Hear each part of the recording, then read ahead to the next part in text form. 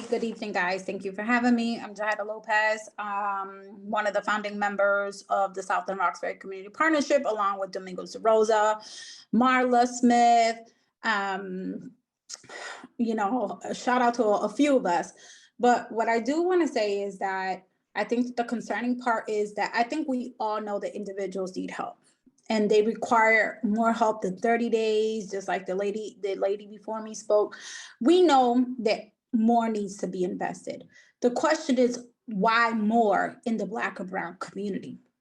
So we have to take a look at the narrative that continues to be imposed on our Black and Brown community.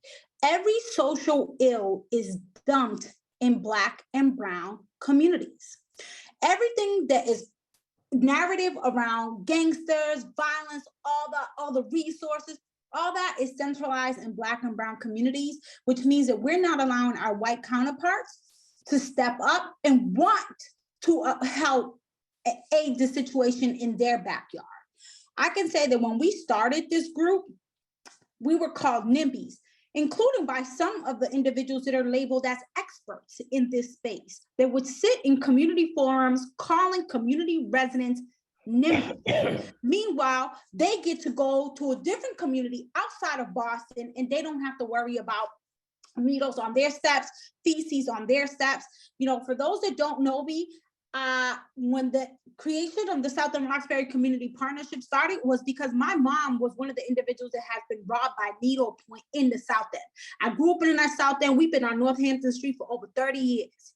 And so we have seen the community go from zero to a whole different level of what's happening on Mass and Cass. And anybody who grew up in the South End knows that we've been aiding and helping to address that situation from way before Long Island even closed. And furthermore, if we get into the history of that location, the war on crack started in that same location on Mass and Cass.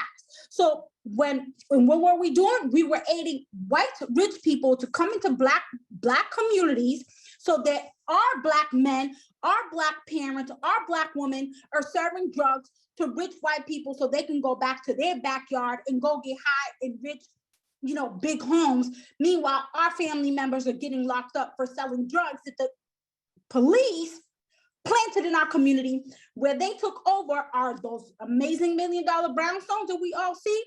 They took those from our Black and Brown community members. So this is not about, we know that we need to do this and we need to do that. It's about facts and facts only. This community in this location has reached its breaking point. That's period. Whether an expert or whether a white person who's commenting through this chat saying we need more where? We need more white people to step up. We need white people to own this in their backyard. Because if we're aiding everything, why can't they help us? Why is your property taxes better than Boston's property taxes? Why are your educational systems better than Black and Brown Boston educational system? Like, we need to spit facts and address what's happening here. Nobody wants this in their backyard. And white people constantly sit in these forums telling us about our plight, but none of them are fighting to have a safe consumption site in their backyard. Because they know if they stand up in their community in town council meetings, they're going to get shut down. So we use Boston and the openness that Boston has, the real estate galore that's opening to, a lot of nonprofits with LLCs to continue to build, shelters and more apartments and things like that to aid in our community. But no one is thinking about the impact. Where are the research that shows the impact of these things in our community? The Black and Brown community is already dealing with tons of trauma. And we're going to add more trauma. So we want kids to be productive in our communities, but they can't use their community parks. You know what I mean? So I just want things to make sense. And I echo Domingos because the passion is real.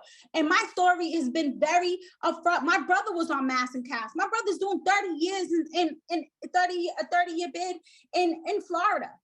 We tried private government assistance services Unfortunately, it didn't end too well. The only reason why my brother's alive today is because he is in prison. And please don't misconstrue my words and say that I'm saying the prison works. That's not what I'm saying. I'm just saying that that's where his path landed him, regardless of what we did. The question becomes, why does everything have to be in Black and brown Boston? Why are more white-led experts navigating and telling us our Black and brown plight and what our pain and suffering looks like? That's where the frustration lies. And I hope that when we discuss decentralization, we're not meeting more Mattapan, more Dorchester, while every other community gets less. We're already dealing with too much. We need help, period. Thank you guys for your time.